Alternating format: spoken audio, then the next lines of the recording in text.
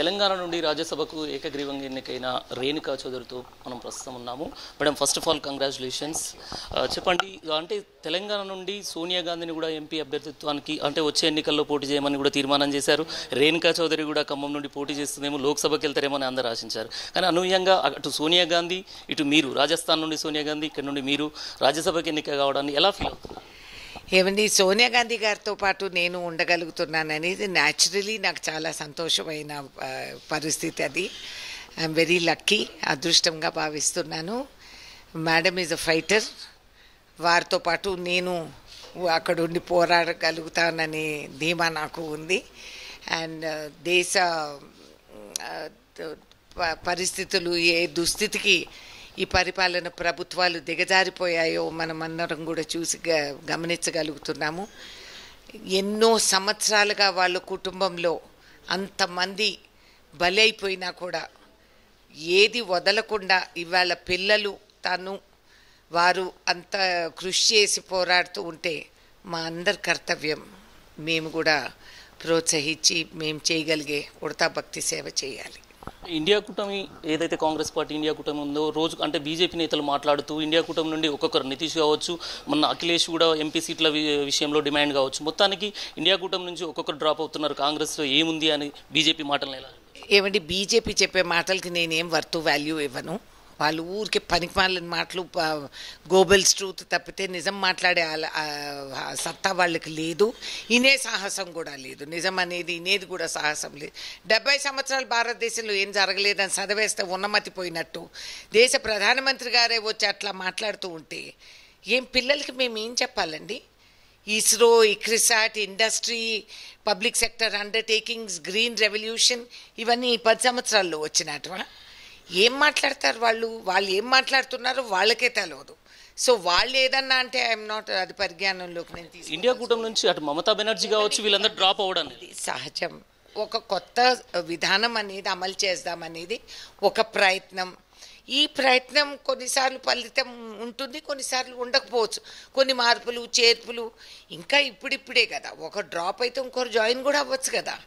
కాబట్టి మేమేమీ నిరుత్సాహపడటం లేదు. మేము చేసే ప్రయత్నం మేము చేయాల్సిందే.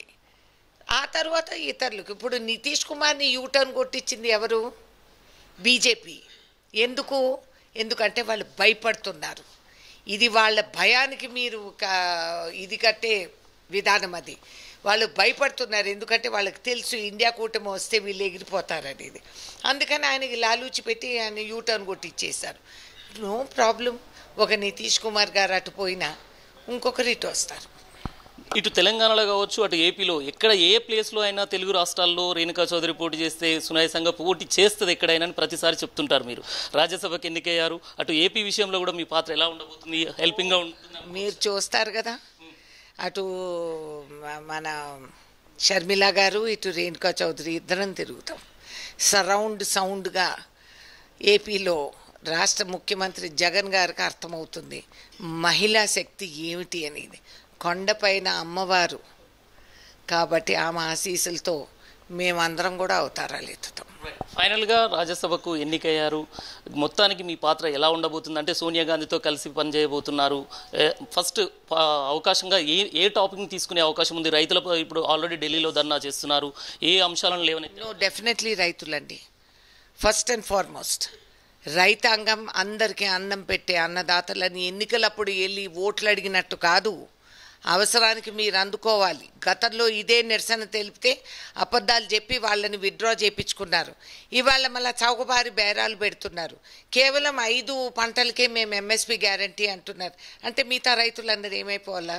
ఎక్కడ పోవాలా? మీరు ఎందుకు ఇచ్చారు ఈ వాగ్దానం? మీరు ఎందుకు చెప్పి మమ్మల్ని పోయినసారి విత్డ్రా చేయించారు?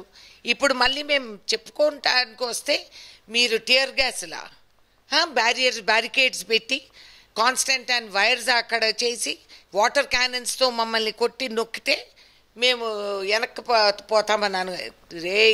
ఈ రైతాంగం ఇది. రైతు చెయ్యి నాగలి దున్నేదే కాదు, నీ గల్లైబాన్ దగ్గరికి, నీ కాలర్ దగ్గరికి కూడా రాగలుగుతుంది. ఖబర్దార్. అన్నిటికంటే ఫస్ట్ ఇదే సమస్య నేను పికప్ చేయదలుచుకున్నాను.